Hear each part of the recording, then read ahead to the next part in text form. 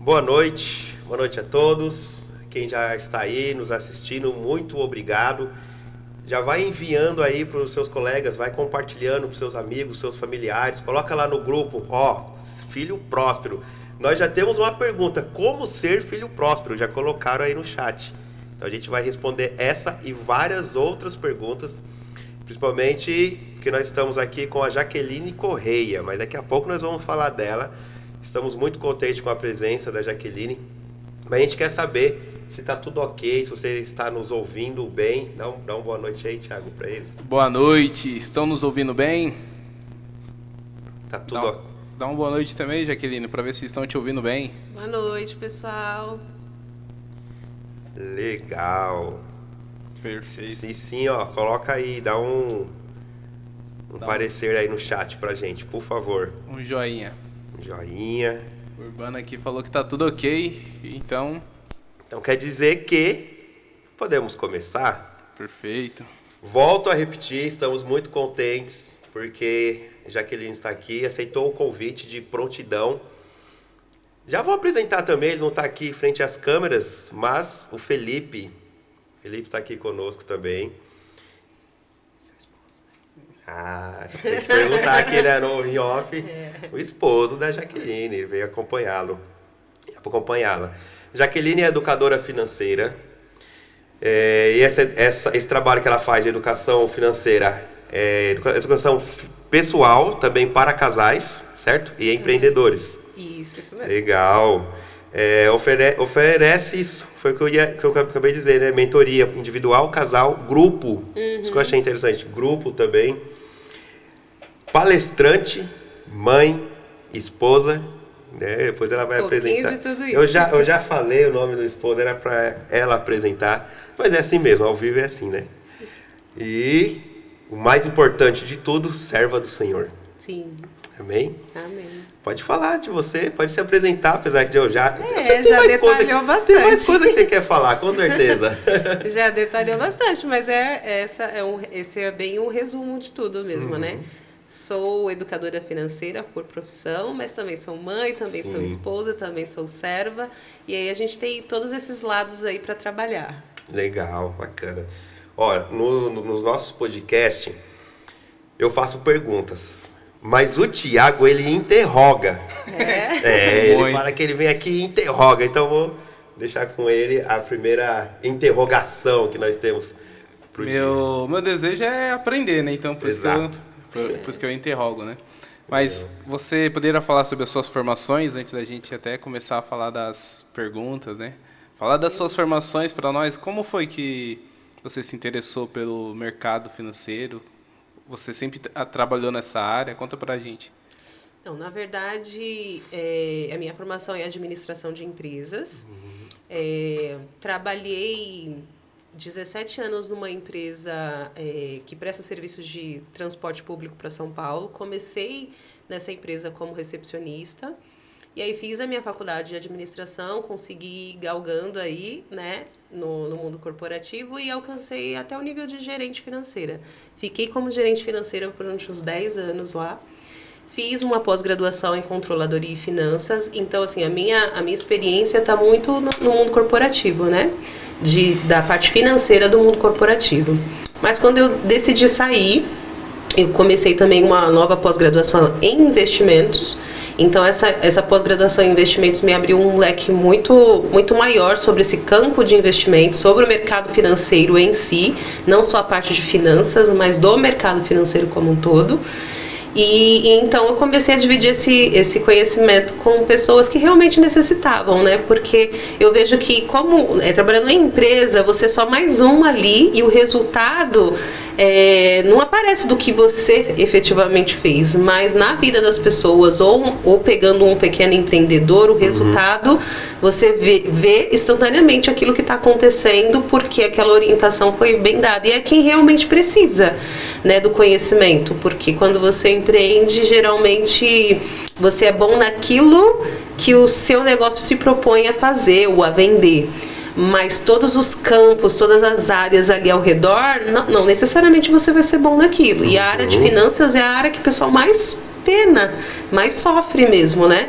E é uma área que faz bastante diferença se você sabe controlar, sabe gerir. Então a minha formação está por aí e hoje está se encaminhando para esse lado.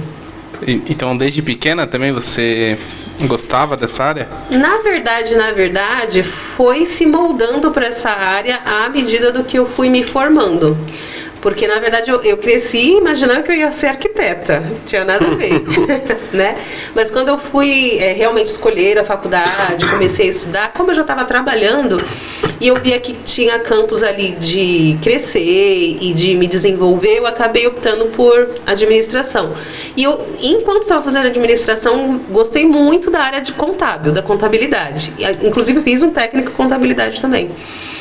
E eu achei apaixonante, mas ainda assim eu preferi permanecer na administração, porque eu acho que é um campo muito mais amplo, que me abria leque para muito mais coisas. Assim. Uau! É por aí. Nossa, então assim, eu ia perguntar justamente onde e como surgiu esse interesse por esse trabalho. Então você ia ser engenheira? Arquiteta. Pensei legal. em fazer arquitetura. E é como a gente costuma falar, conversar. A gente faz uns planos, aí Deus olha lá de cima e fala, não é isso. O que eu tenho pra você é outra coisa, outro ramo. Perdão.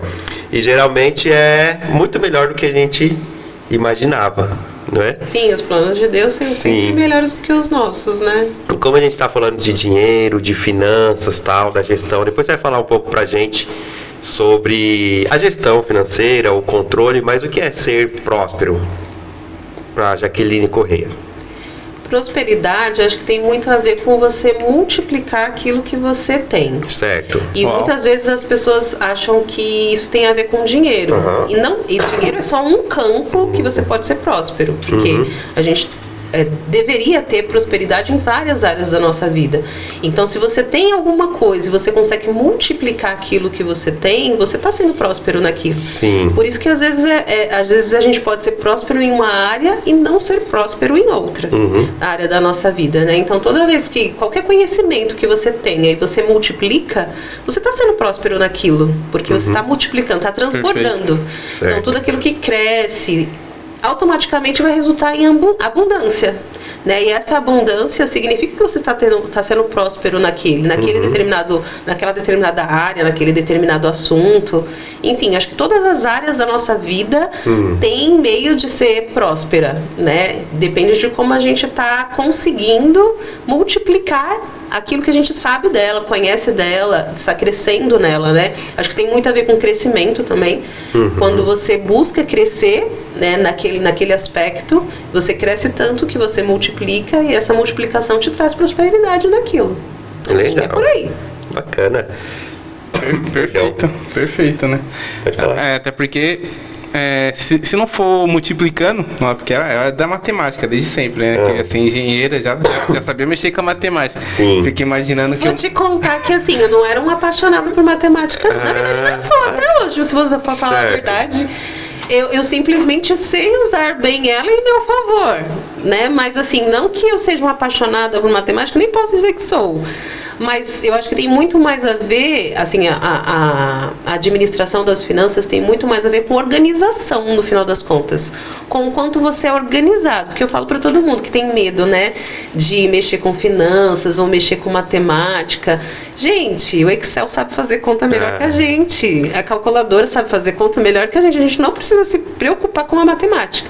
Precisa saber o caminho, precisa saber se organizar e ser disciplinado. Se você sabe organizar e tem disciplina, o resto o computador vai fazer, a conta vai fazer, né?